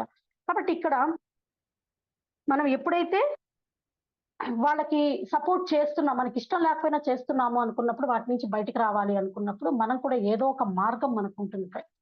ఆ మార్గం నుంచి మనం వెళ్ళాలన్నమాట. కాబట్టి ఎందుకంటే ఒక జీవికి ప్రాణం పోసే శక్తి మనకు లేదు. లేనప్పుడు ప్రాణం తీసే శక్తి ఎక్కడుంటుంది? కాబట్టి ఎప్పుడు కూడా మనకు సృష్టించే శక్తి లేనప్పుడు వధించే శక్తి కూడా మనకు లేదు. ఈ విషయం సదా ఎప్పుడు మనం ఎరుకలో ఉంచుకోవాలన్నమాట. అందుకని వీటి గురించి కొన్ని క్వెషన్స్ కొంతమందికి ఒక డౌట్స్ ఉన్నప్పుడు సారు మనకి ఎలాంటి ఆన్సర్స్ ఇచ్చారు అనేది కూడా మనం తెలుసుకుందాం. ఇప్పుడు మాంసం తినడం వలన హింస చేస్తున్నాం అంటున్నారు కదా! మరి మొక్కల్ని కూడా తింటున్నాం కదా! అది కూడా హింసే కదా! అని ఒక క్వెషన్ అడిగారు. దానికి చక్కగా సారు మనకు ఆన్సర్ ఎలా ఇచ్చారో చూడండి. "మీ జుట్టు కత్తిరిస్తే మీకు నొప్పొస్తుందా? రాదు కదా! కానీ అది మీ ముక్కు కోస్తే నొప్పొస్తుంది. మరి జుట్టులో కూడా ప్రాణం ఉంది కదా! జుట్టు కత్తిరిస్తే ఎందుకని నొప్పి లేదు?" అంతే కదా ఫ్రెండ్స్. మనకు జుట్టు ఇప్పుడు తలనీలాలు ఇస్తున్నాము. తిరుపతికి వెళ్ళినప్పుడల్లా తలనీలాలు ఇస్తున్నాము. మనం జుట్టు కట్ చేసుకుంటాం. కానీ మనకు నొప్పి పుట్టడం లా. అదే మన ముక్కు కట్ చేస్తే మనకు నొప్పొస్తుంది కదా! మన జుట్టులో కూడా ప్రాణం ఉంది. ముక్కులో ప్రాణం ఉంది. అంటే మన శరీరంలో ప్రతి అణువు, పరమాణువుల్లో కూడా ప్రాణం ఉన్నప్పుడు, ఇక్కడ జుట్టు కట్ చేసినప్పుడు వచ్చేటువంటి నొప్పి రాని నొప్పి ఇక్కడ ఎందుకొస్తుంది అంటే, ఎందుకంటే జుట్టుకు ప్రాణం స్పందన మాత్రమే ఉంటుంది. అంతేకాని నరాలు, ఎముకలు లేవు కదా! ఫ్రెండ్స్. అంతే కదా! ఇక్కడ జుట్టుకి నరాలు లేవు, ఎముకలు లేవు, ఏవి లేవు. లేవు కాబట్టి స్పందిస్తుంది అంతే. అక్కడ పెయిన్ అనేది అనుభవించదు. అందువల్లనే నొప్పి ఉండదు. అలాగే మొక్కల్లో కూడా ప్రాణము, స్పందన ఉంటాయి. అవి కణజాలాలతో నిర్మితం అయ్యుంటాయి కాబట్టి వాటికి నొప్పి ఉండదు. అందుకనే మనము మొక్కల్ని తెంపడం వల్ల అవి హింసకు గురవ్వవు. కొమ్మ తెంపితే మళ్ళీ చిగురిస్తుంది. అదే ఒక కోడి కాళ్ళు కోస్తే అవి మరణిస్తుంది. మళ్ళీ నెక్స్ట్ జన్మ తీసుకోవాలి అది. కాబట్టి స్పందన స్పందనకి, ప్రాణానికి తేడా ఉంది కదా ఫ్రెండ్స్. కాబట్టి మన శరీర వ్యవస్థ ఎట్లయితే మన శరీర వ్యవస్థ మనలాగా మానవుడికి ఎలా అయితే ఉంటుందో జంతువులకు కూడా అలాగే ఉంటుంది. ఈ ఒక్క ఎరుక మనకుండాలన్నమాట. కాబట్టి మనల్ని హింస చేస్తే మనకెంత బాధుంటుందో జంతువులకు కూడా అలాగే ఉంటుందన్నమాట. కాబట్టి ఇక్కడ ఏ జంతువుని చంపి తినే హక్కు మనకు లేదు. అందుకనే పత్రి గారంటారు చూడండి, "చంపి తినొద్దు. చచ్చిపోయిన జంతువుని తినండి కావాలంటే" అంటారనమాట. కాబట్టి చచ్చిపోయి పడుంటే దాన్ని తీసుకోండి. అంతేగాని చంపి మాత్రం చేయొద్దు అంటారనమాట. కాబట్టి ఇక్కడ కాబట్టి ఇక్కడేంటంటే మొక్కల్ని తినడం వల్ల వచ్చేటువంటిది, జంతువులను తినడం వల్ల వచ్చేటువంటి దానికి క్లారిటీ వచ్చింది కదా ఫ్రెండ్స్ మనకు. ఇంకొకటేంటి అంటే, ఇంకొక క్వెషన్ అడుగుతున్నారు. ఎవరో చంపితేనే కదా మాస్టర్స్ మేము తింటున్నాము. అది మాకు దోషం ఎట్లా అవుతుంది అని అడుగుతున్నారు. మనం ఇందాక తెలుసుకున్నాం. శ్రీకృష్ణుడు ఏం చెప్పాడో తెలుసుకున్నాం. ఇక్కడ కూడా చెప్తున్నారు. ఖచ్చితంగా దోషమే. మీరు తింటున్నారు కనుక వాళ్ళు చంపుతున్నారు. తినేవాడు ఉండబట్టే కదా ఫ్రెండ్స్ ఇక్కడ చంపుతున్నారు. ఆ తినేవాడు లేకపోతే చంపేవాడు కూడా ఉండరు. కాబట్టి లేదంటే చంపేవాడికి ఏం సరదా కాదు కదా! అందుకే చంపిన వాడికి 10%, వడ్డించిన వాడికి 10%, తిన్నవాడికి మాత్రం 80% చూడండి ఫ్రెండ్స్. ఎందుకంటే తినేవాడు ఉండడం వల్లనే ఇవన్నీ జరుగుతున్నాయి. అందుకనే పాపకర్మ ఎక్కువగా ఈ తినేవాడి మీదకి జమవుతుంది అని చెప్తున్నారనమాట. ఖచ్చితంగా ఏ విషయంలో అయినా సృష్టి పర్ఫెక్ట్ అయిన లెక్కల్ని పాటిస్తుంది. మనం అనుకుంటా ఏం జరుగుతుందిలే మనల్ని ఎవరు చూడలేదు గదా! అనుకుంటాం గదా! పిల్లి కూడా కళ్ళు మూసుకొని పాలు తాగుతుంది నన్ను ఎవ్వరు చూడలేదు అనుకుంటూ కూడా మనం కూడా ఏదో ఒక కర్మాలు చేస్తూ మనల్ని ఎవరు చూడడం లేదు కదా అంటారు. కానీ పైన ఒక పరమాత్ముడు మనల్ని గమనిస్తూనే ఉంటాడు. ఎన్నో కళ్ళు మనం పైన గమనిస్తూ ఉంటుంది అనేది మనం అర్థం చేసుకోవాలి. ఒక్క నిమిషం ఫ్రెండ్స్.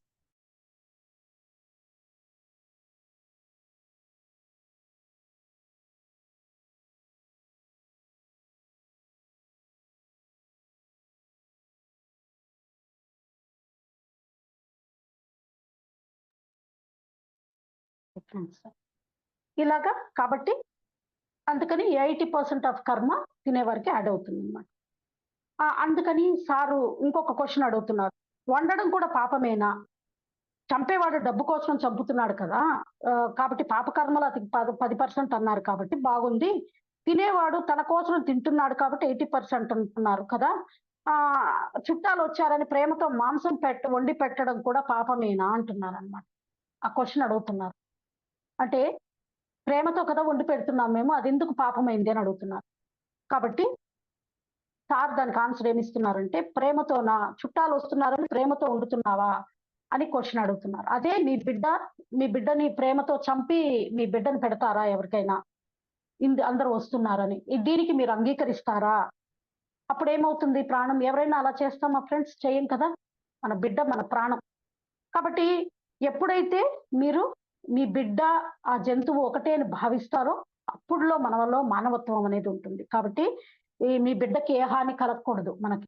కానీ చుట్టూ ఉన్న జంతువులకి హాని కలగచ్చా అని అడుగుతున్నారనమాట. కాబట్టి మన దృష్టిలో మన బిడ్డ ప్రాణం ఎక్కువ, మరో ప్రాణం తక్కువ కాదు ఫ్రెండ్స్. ఈ సృష్టిలో చక్కగా అన్ని ప్రాణాలు ఒకటే అని సమదృష్టి ఎప్పుడైతే మనకు ఆ పరమాత్మలాగా మనలో కూడా ఏర్పడుతుందో, అప్పుడు మనము ఈ యొక్క సత్కర్మల్లోకి వెళ్ళిపోతామనమాట. కాబట్టి ఈ సృష్టినేమో బాగా గుర్తుంచుకోవాలి. మన బిడ్డ యొక్క ప్రాణము ఒకటే, మన జంతువు యొక్క ప్రాణము ఒకటే. ఇంకొక క్వెషన్ ఏమడుగుతున్నారంటే, ఓకే మాస్టర్స్ మీరు చెప్పారని నేను మాంసాహారం మానేశారనమాట. కానీ నా భర్త ఒకరోజు నాకు నోట్లో ప్రేమగా తిను అంటే బలవంతం చేశాడు. నేను తినేశాను. ఆహ్, భర్తకు చెప్పిన మాటలు వినాలి కదా! అది ధర్మం గదా! అది కుటుంబ ధర్మం గదా! అని ఒక మేడం అడుగుతున్నారు. దానికి ఆయన ఏం చెప్తున్నారు సార్ అంటే నీ భర్త నోట్లో మాంసం పెడితే తిన్నప్పుడు అది పతి ధర్మం కోసం తిన్నావు బానే ఉంది. అదే భర్త నీ నోట్లో విషం పోస్తాడు. పతి ధర్మం అని చెప్పి నువ్వు పాటిస్తావా? ఆ యొక్క విషాన్ని నువ్వు ఉమ్మేసి పరిగెత్తి గొడవ చేయవా? ఆ విషయం తాగవు కదా! కాబట్టి ఇక్కడ ప్రేమ కాదిది. నీ లోపల తపన ఉంది కాబట్టి, నీకు తినాలని కోరిక ఉంది కాబట్టి, నీ భర్తను అడ్డం పెట్టుకొని నువ్వు తింటున్నావు.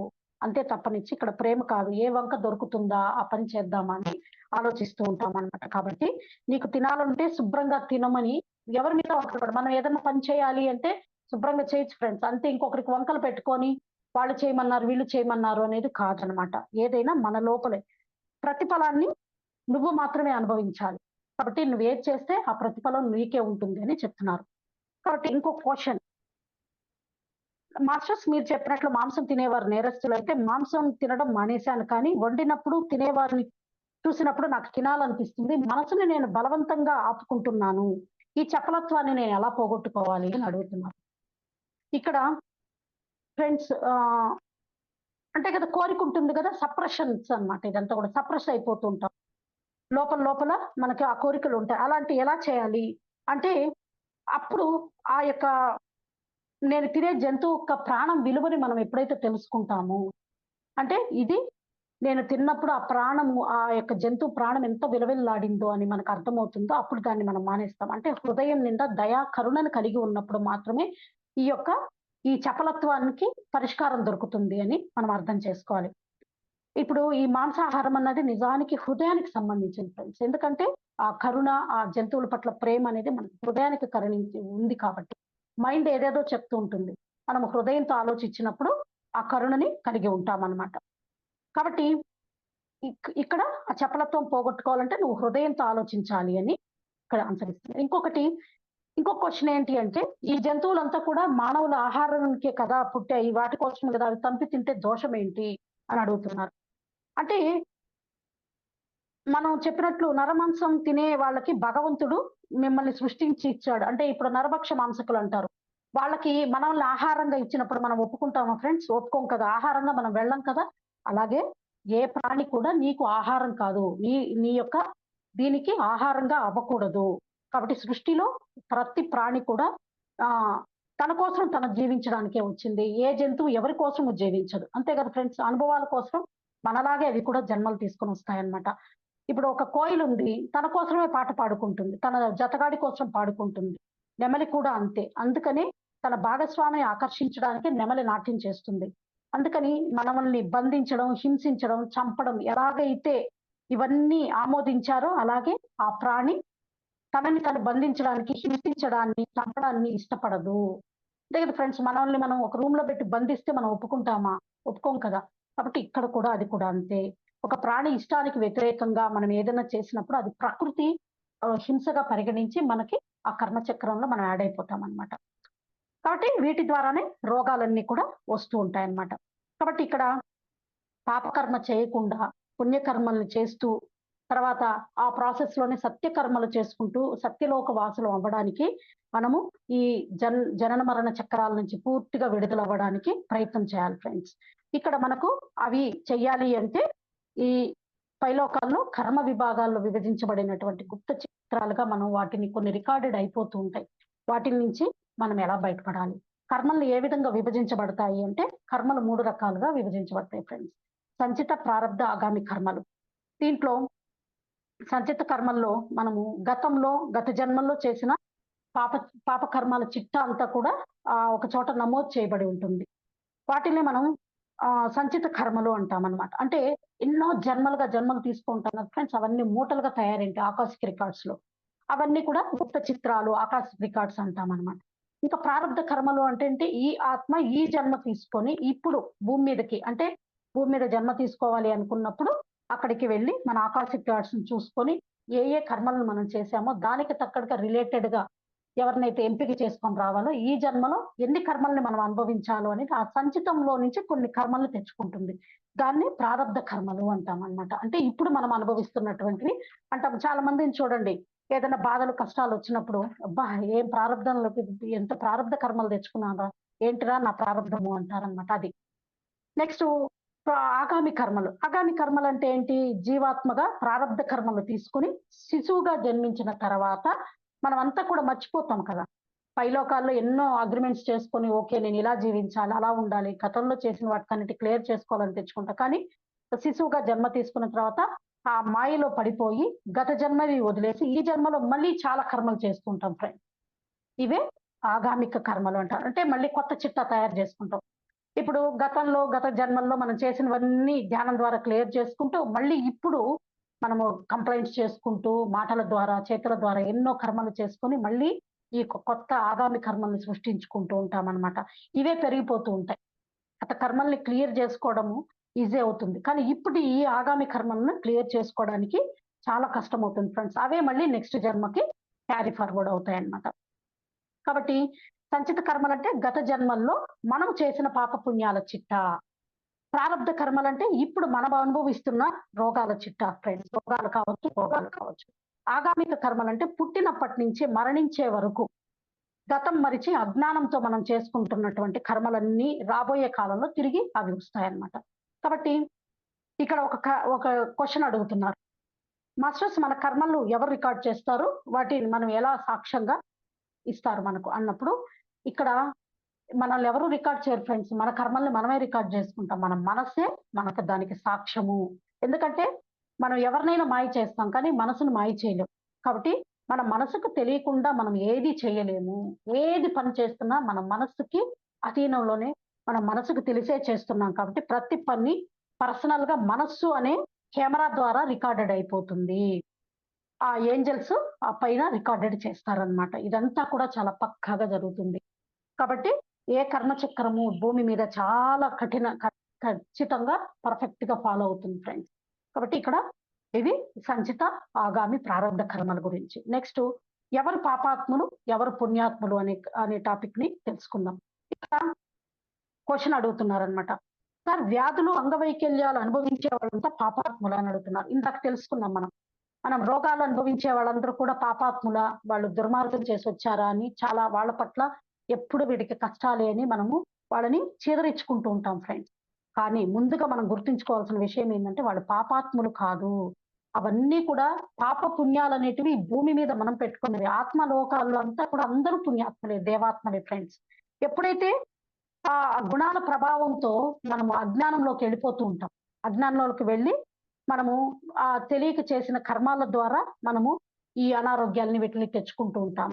అందుకనే మనం తిరిగి అనుభవిస్తూ ఉంటాం. ఎప్పుడైతే మన లైఫ్ లోకి జ్ఞానము గురువుల ద్వారా చక్కగా జ్ఞానము మనకి ఇవన్నీ కూడా అందుతూ ఉంటాయో అప్పుడు చక్కగా మనం ఏంటంటే ఈ కర్మలన్నిటిని కూడా తొలగించుకుంటూ ఉంటాము. వీళ్ళందరూ కూడా ఒక 10 జన్మల్లో ఇందాక చెప్పుకున్నాం. 10 జన్మల్లో అనుభవించాల్సినవి ఒక జన్మలో కర్మ తెచ్చుకుంటారు. వీళ్ళంతా కూడా ధైర్యవంతమైన ఆత్మలు, గట్ సోల్స్ అంటారు వీళ్ళని. అంటే ఎన్నో జన్మలెత్తి నేను నేర్చుకోను, పడలేదు, అవసరం లేదు, నాకు ఇప్పుడు శక్తి ఉంది, నేను చేయగలను అని చెప్పి ఒక జన్మలో ఒక 5-6 కర్మలకు బదులు వాళ్ళు 10 కర్మలు తెచ్చుకుంటారు. మనము ఒక 5-6 తెచ్చుకుంటే వాళ్ళు ఒక 20 తెచ్చుకుంటారు. అట్లా తెచ్చుకొని కష్టాలు పడుతూ ఉంటారనమాట. అంటే దాని ద్వారా జ్ఞానం పొందుతుంటారు. వాళ్ళని చూసి మనము వీళ్ళంతా కూడా పాపాత్ములు, వీళ్ళకి దూరంగా ఉండాలి అనేది కాదు ఫ్రెండ్స్. వాళ్ళకి ఒక ధైర్యాన్ని ఇస్తూ వాళ్ళ కర్మల నుంచి పూర్తిగా విముక్తులు అవుతూ ఉన్నారు. వాళ్ళకి మనము హ్యాట్సప్ చెప్పాలి. గట్ సోల్స్ అంటారనమాట. అంతా చాలా మంది, కొంతమంది ఇలాగే జన్మలు తీసుకొని వస్తూ ఉంటారనమాట. వీళ్ళందరూ కూడా వీళ్ళని చూసి మనం ఎంతో జ్ఞానం పొందాలి. ఓకే, ఇంత గట్స్ గా వీళ్ళు తెచ్చుకుంటున్నారే, వీళ్ళు ఎంతో జ్ఞానం సంపాదిస్తున్నారు ఈ జన్మలో అని మనం అనుకోవాలన్నమాట. బట్ ఎప్పుడు కూడా వాళ్ళని చూసి మనము అప్రిషియేట్ చేయాలి, వాళ్ళని అసహించుకోకూడదు అనే జ్ఞానం మనకు ఎప్పుడు ఎరుకలో ఉండాలి ఫ్రెండ్స్. ఎప్పుడు కూడా మనము అలాంటి వాళ్ళు కనిపించినప్పుడు వాళ్ళని అప్రిషియేట్ చేయాలి. మనం వాళ్ళ నుంచి ఎంత జ్ఞానం పొందారు, వాళ్ళ అనుభవాలు వింటూ మనం ఇంకా ఎక్కడైనా మారాల్సినవి ఉన్నాయి అనేది మారాలి అనేది ఇక్కడ తెలుసుకోవాలి. నెక్స్ట్ ఇంకో క్వశ్చన్, తల్లిదండ్రులు చేసిన పాపాలు పిల్లలకి వస్తాయా అని క్వశ్చన్. కానీ ఇక్కడ ఖచ్చితంగా రావు ఫ్రెండ్స్. ఎవరి కర్మలకి వాళ్ళే అనుభవించాల్సి వస్తుంది. ఆ పాపాలు వీళ్ళు అనుభవించాలంటే గత జన్మలలో ఎవరైతే పిల్లల్లాగా మనకు భాగస్వాములు అవుతారో అప్పుడు ఈ కర్మలు వాళ్ళు అనుభవించాల్సి వస్తుంది. ఇప్పుడు పిల్లలు మన ఫ్యామిలీలోకి వచ్చి పిల్లలు కూడా అనుభవిస్తున్నారు అంటే గత జన్మలో వాళ్ళకి ఏదో కర్మలు ఉండి మన ఫ్యామిలీలోకి వచ్చి అనుభవించాల్సి వస్తుంది ఫ్రెండ్స్. కాబట్టి ఎవరి కర్మలు వాళ్ళవే. ఆ కర్మలకి రిలేటెడ్ గానే కదా మన ఫ్యామిలీలోకి మనతో పాటు అందరూ వచ్చేది ఫ్రెండ్స్. కాబట్టి ఎవరి కర్మలు వాళ్ళవే. ఇక్కడ అంటారు పెద్దలు చేసిన పాపాలన్నీ కూడా పిల్లలకు వస్తాయి జాగ్రత్త అని అంటూ ఉంటారు. అది కాదు, ఎవరి కర్మ సిద్ధాంతం వారిదే, ఎవరి ఆకాశ రికార్డ్స్ వాళ్ళవే.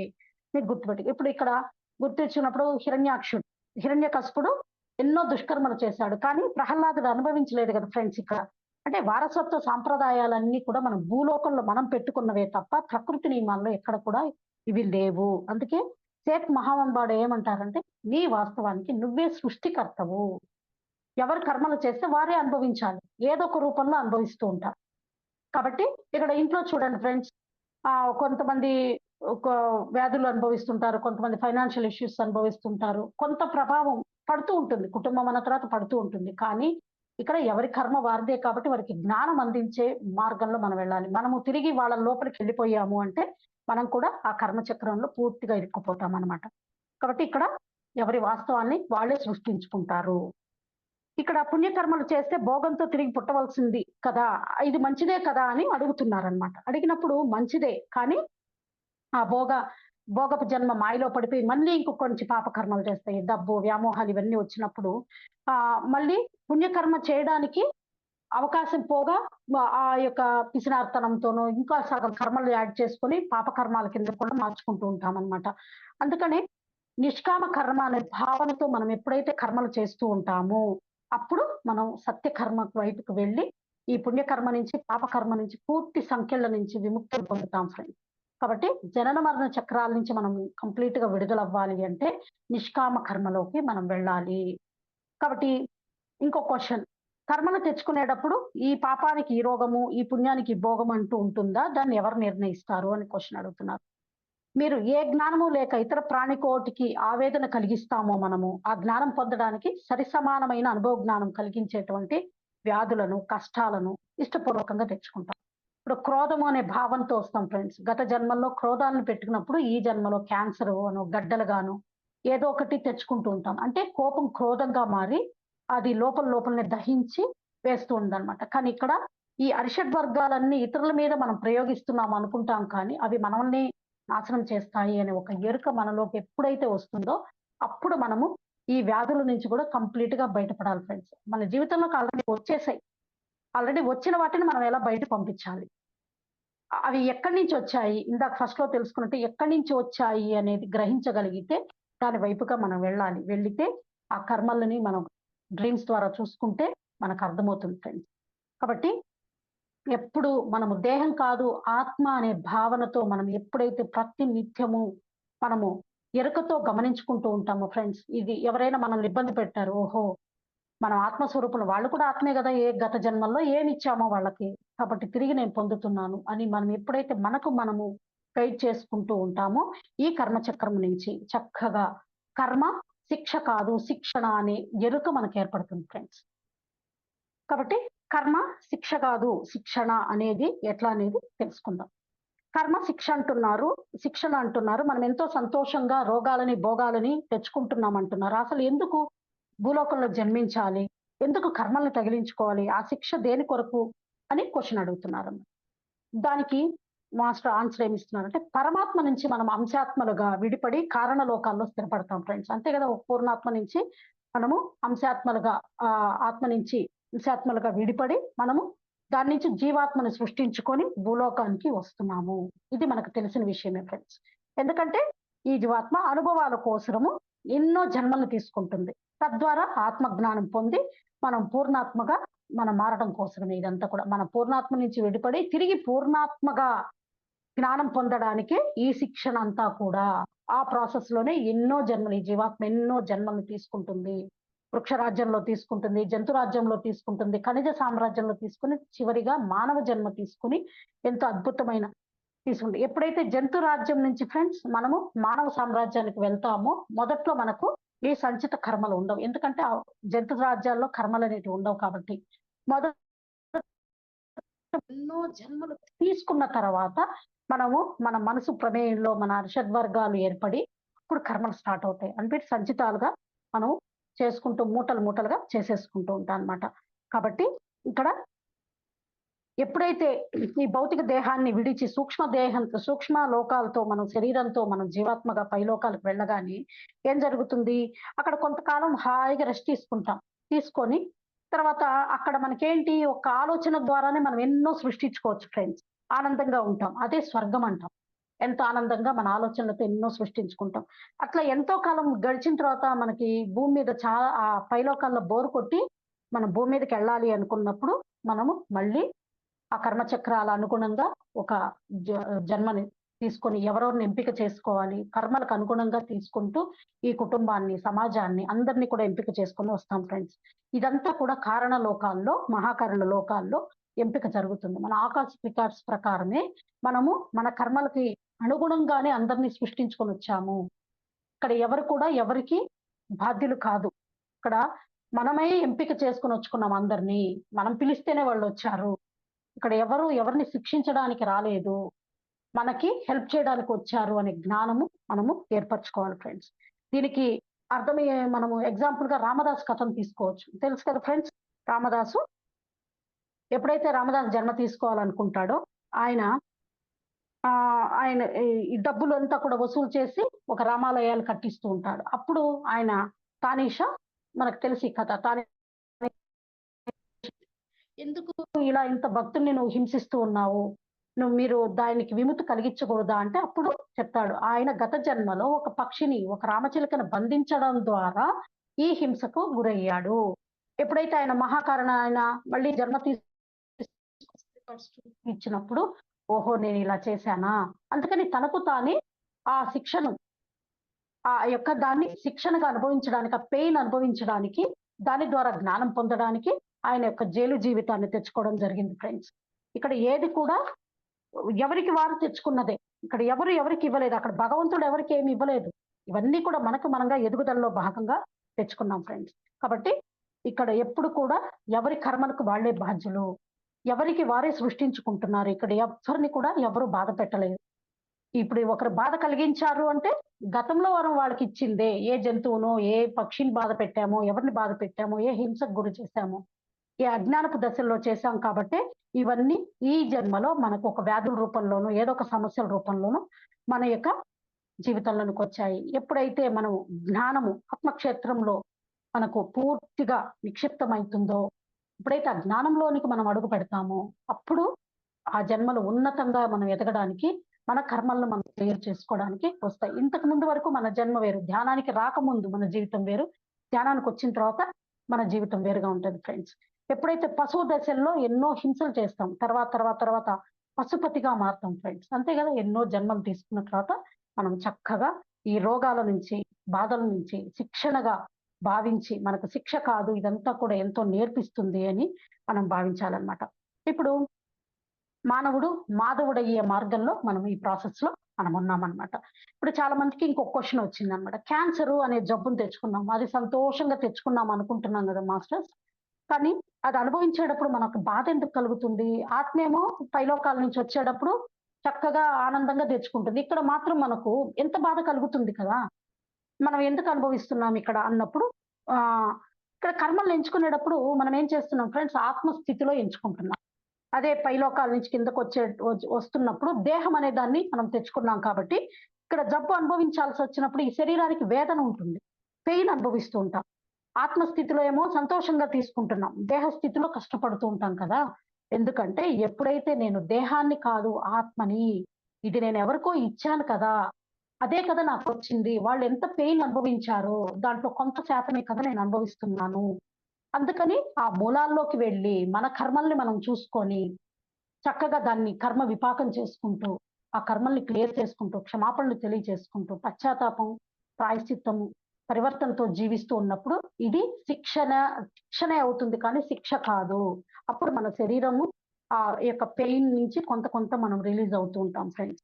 కాబట్టి దేహంలో మనం అనుభవిస్తూ ఉన్నప్పుడు నేను దేహాన్ని కాదు ఆత్మని అన్న ఎరుకతో నువ్వు ఆత్మస్థితిలో ఆలోచించగలిగితే మనం చేసింది మనకు గుర్తొస్తుంది. గుర్తొచ్చినప్పుడు ఆటోమేటిక్ గా మనకి క్లియర్ అవుతుంది. ఎప్పుడైతే మనం అనారోగ్యాన్ని, మన జబ్బుల్ని, మన దేహాన్ని అసహించుకుంటూ ఉంటామో, ప్రతిదాన్ని అంటే మనకు వచ్చిన సమస్యని ఎప్పుడైతే మనం అసహించుకుంటూ ఉంటే ఆ పెయిన్ ఎక్కువ అవుతుంది ఫ్రెండ్స్. ఇది గుర్తుపెట్టుకోవాలి మనం. ఎప్పుడైతే ఈ సమస్యని మనం అద్భుతంగా ఇది నాకు శిక్షణ రావడానికి వచ్చింది, నేను నేర్చుకోవడానికి వచ్చింది అని చిన్నగా ప్రేమగా దాన్ని మార్చుకున్నప్పుడు ఆటోమేటిక్ గా వీటి నుంచి బయటపడతామన్నమాట. ఓకే ఫ్రెండ్స్, లాస్ట్ టాపిక్ ఒక 5 మినిట్స్ చెప్పేస్తాను. దేవుళ్ళు బాబాలు రక్షించరా మనల్ని ఈ కర్మల నుంచి అనే క్వశ్చన్ అన్నమాట. అంతే కదా ఫ్రెండ్స్. దేవుళ్ళు బాబాలు గురువులు మనల్ని రక్షిస్తారంటారు కదా. గురువులంతా ఉన్నారు, మనల్ని ఎందుకు రక్షించరు? చక్కగా రక్షిస్తారు. అంటే ఇక్కడ శిక్ష ఉంటేనే కదా మనకు రక్షణ కావాలి. అంతే కదా ఫ్రెండ్స్. ఇక్కడ శిక్ష ఉంటేనే మనల్ని రక్షించాలి. ఇక్కడ మనకు శిక్ష లేదు కదా, మనం ఎందుకు రక్షణ కావాలి? మనకు పైనున్న పరమాత్ముడు భయంకరమైన జబ్బులు మనకు ఊరికే ఇవ్వలేదు కదా ఫ్రెండ్స్. మనం బాధపడుతూ ఉంటే, మనం హింస పడుతూ ఉంటే పైన పరమాత్ముడు ఆనందిస్తూ ఉండడు కదా. అందుకని బాబాలు దేవుళ్ళు రక్షించడానికి పనిగా మనల్ని పెట్టుకునే వాళ్ళు కాదు. మనల్ని సాక్షిగా గమనిస్తూ ఉంటారు, మనకు ఒక మార్గాన్ని చూపిస్తూ ఉంటారు. ఆ మార్గంలోకి వెళ్ళడానికి మనకు అవకాశం ఇస్తుంటారు. ఎప్పుడైతే మనం ఎన్నో కష్టాలు పడ్డాము, మన జీవితంలోనికి పత్రి గారు వచ్చారు, చక్కగా ధ్యానాన్ని అందించారు. ధ్యానం ద్వారా మనం ఎంతో నేర్చుకున్నాం. ఇంకా అద్భుతంగా వంశీ మాస్టర్ వచ్చి మనకి ఇంకా ఈజీ చేశారు. చక్కగా మీ యొక్క ఇంత గంటల ధ్యాన సాధన అవసరం లేదు. హాయిగా చక్కగా కళల ద్వారా చక్కగా హాయిగా పడుకోండి. చక్కగా హాస్టల్ వర్డ్స్ కనెక్ట్ అయ్యి కర్మలను చూసుకోండి. డిజాల్వ్ చేసుకోండి. ఈజీగా హాస్టల్ వర్డ్స్ లోనే క్లియర్ చేసుకోండి. మిమ్మల్ని మీరు మార్చుకోండి అని ఈజీ వేలో చెప్పారు. ఇప్పుడు ఇంకా ఈజీ అయింది కదా ఫ్రెండ్స్. మన కర్మలు ఎంత ఈజీగా చేసుకుంటున్నాం మనం చూడండి. కానీ మనం ఇక్కడ చక్కగా కొంత సాధన చేయాలి. మనల్ని మనం ఒప్పుకోవాలి. మనల్ని మనం ఎప్పుడైతే ఒప్పుకుంటామో, మన అహాన్ని పక్కన పెట్టి నేను ఇది చేశాను కాబట్టి నాకు ఇది వచ్చింది అని మనము ఎప్పుడైతే అనుకుంటామో అప్పుడు మనకు ఆ కర్మల నుంచి పూర్తిగా అవగాహన వస్తుంది ఫ్రెండ్స్. సంపూర్ణంగా మనము ధ్యానం చేస్తేనే కళ్ళు సంపూర్ణంగా వికసిస్తాయి. మనకు ఆ జ్ఞానం అర్థమవుతుంది. అంతే కదా! ఒకప్పుడు హింస మనమే చేశాం. ఇప్పుడు ఆ హింస చేసిన దానికి పశ్చాత్తాపం మనమే చెందుతున్నాం. ఆ ఫలితాన్ని కూడా మనమే అనుభవించాలి. ఎప్పుడు అనుభవిస్తాము సంపూర్ణంగా? బాధపడుతూ అనుభవిస్తాం. జ్ఞానం లేనప్పుడు అనుభవిస్తాం ఫ్రెండ్స్. ఎప్పుడైతే జ్ఞానము అక్కడ జ్ఞానము అంటే ఏందంటే నీ తప్పును నువ్వు తెలుసుకోవడమే జ్ఞానము. నీ తప్పును నువ్వు ఒప్పుకోవడమే జ్ఞానం ఫ్రెండ్స్. ఎప్పుడైతే మనల్ని మనం ఒప్పుకుంటామో, మనల్ని మనం అంగీకరిస్తామో ఆటోమేటిక్‌గా ఆ యొక్క కర్మల నుంచి, ఆ సమస్యల నుంచి మనం పూర్తిగా బయటకొచ్చేస్తాం ఫ్రెండ్స్. ఎవ్వరు సహాయం చేయక్కర్లేదు. నీకు నువ్వే సహాయం. మనకందరూ మాస్టర్స్ సహాయం చేస్తూ ఉంటారు. ఏదో ఒక మార్గంలో మనకి హెల్ప్ చేస్తూ ఉంటారు. అలా చేశారు కాబట్టి మనకింత మంచి మార్గాలను ఇచ్చారనమాట. దీన్ని మనము చక్కగా మన చేతిలో పెట్టుకొని మనము ఎంతైనా ఏ సమస్య వచ్చినా మనం సంపూర్ణంగా జ్ఞానం జ్ఞానం తీసుకుంటూ వాటిల్ని హ్యాపీగా రిలీజ్ చేసుకుంటూ ఉండాలి ఫ్రెండ్స్. దీంట్లో చివరిగా నేను నా కర్మల్ని నేనెలా బయటపడ్డానో చెప్తాను ఫ్రెండ్స్. నాకు 2009లోనే 8లోనే నాకు యూట్రస్ రిమూవ్ చేయడం జరిగింది ఫ్రెండ్స్. నేను అప్పటికి ధ్యానంలో లేను. నాకు చిన్న వయసులోనే రిమూవ్ చేశారు. నేను ఎన్నో సమస్యలను ఎదుర్కొన్నాను. కానీ తర్వాత ధ్యానంకొచ్చిన తర్వాత ఫ్రెండ్స్ నేను నాకు క్వెషనొచ్చింది. అసలు ఎందుకు నేను ఇన్ని సమస్యలను ఎదుర్కొంటున్నాను? ఏదో కర్ముందని తెలుసు. కానీ ఎందుకు? ఏం చేస్తే వచ్చింది అని తెలియక నేనప్పుడు ధ్యానంలో కూర్చొని అడిగాను. అడిగినప్పుడు నాకు ఆ కలలో ఒక ముసలావిడ రోదిస్తూ ఉందన్నమాట. చాలా రోదనకి గురయింది. నేను అడిగాను అక్కడ క్వెషన్ అడిగాను. "అమ్మా ఎందుకు బాధపడుతున్నావు? ఎందుకు ఏడుస్తున్నావు?" అని నేను తెలియకుండానే అడగాలి కాబట్టి అడిగానన్నమాట. అడిగినప్పుడు ఆమె "నీ ద్వారానే, నీ వల్లే నేను నా బిడ్డల్ని పోగొట్టుకున్నాను. నువ్వు నా బిడ్డల్ని చంపేశావు" అని చెప్పి ఆ కల ఎండ్ అయిందనమాట. తర్వాత నేను ఇదేంటి నాకర్థం కాక మళ్ళీ మళ్ళీ ధ్యానంలో కూర్చొని నేను క్వెషన్ ఏసుకొని అడిగినప్పుడు, అప్పుడు నా గర్భాశయాన్ని నాకు చూపించడం జరిగింది. అంటే గత జన్మల్లో నేను ఒక తల్లికి బిడ్డల్ని లేకుండా చేసిన కర్మ ఈ గర్భాశయ రూపంలో నాకు పూర్తిగా పోయింది ఫ్రెండ్స్. ఎక్కడో కాస్త పుణ్యకర్మ చేశాను కాబట్టి నాకు పిల్లలు పుట్టిన తర్వాత గర్భాశయం పోయింది ఫ్రెండ్స్. కాబట్టి చూడండి మనకు కొంత పుణ్యకర్మ ఉంది కాబట్టి కొంత తప్పించుకోగలుగుతున్నాం. కొంత ఈ కర్మ దాని ద్వారా అప్పటినుంచి నేను ఆమెకి క్షమాపణలు చెప్పుకుంటూ ఉన్నప్పుడు అంటే నాకు అప్పుడప్పుడు ప్రతి నెల అయ్యోగానే పీరియడ్ టైమ్ వచ్చేసరికి నొప్పొచ్చేది. యూట్రస్ తీసేసినా నొప్పొచ్చేది. అప్పుడు కూర్చున్నాను ఫ్రెండ్స్ నేను. ఓకే. ఈ పెయిన్ నేను అనుభవిస్తూనే ఉన్నాను. యూట్రస్ తీసినా కూడా అనుభవిస్తూనే ఉన్నాను. ఎందుకంటే ఎప్పుడైతే ఆమెకి క్షమాపణ చెప్పుకొని నేను చాలా రోజులు చెప్పుకున్న తర్వాత కొద్ది రోజులకి నాకు ఆ పెయిన్ జరగడం క్లియర్ అవ్వడం జరిగింది ఫ్రెండ్స్. ఇలా ఎన్నో కర్మల్ని చూసుకొని అలాగే నాకు రాబోయే క్యాన్సర్ కర్మను గూడా నేను చూసుకోవడం జరిగింది ఫ్రెండ్స్. నా గొంతు క్యాన్సర్ కర్మను గూడా నేను చూసుకున్నాను. అది డిజాల్వ్ అయింది. నేను కొద్ది దానితో బయటపడ్డాను ఫ్రెండ్స్ నేను. ఇట్లా ఎన్నో కర్మల్ని చూసుకోవడం, మా హస్బెండ్ యొక్క మరణ కర్మని ఇవన్నీ కూడా చూసుకొని చక్కగా వంశీ సార్ ఇచ్చిన జ్ఞానంతో అద్భుతంగా ముందుకెళ్తూ ఉన్నాం. చక్కగా ఇంతటి అవకాశాన్ని ఇచ్చిన వంశీ మాస్టర్ గారికి, అలాగే మానస మేడం మనకెంతో చక్కగా గైడ్ చేస్తున్నారు. ముందుకు తీసుకెళ్తున్నారు. ఆమెకి హృదయపూర్వకంగా పాదాభివందనాలు తెలియజేసుకుంటూ మీ అందరికీ కూడా థాంక్స్ మాస్టర్స్. థాంక్స్. కృతజ్ఞతలు.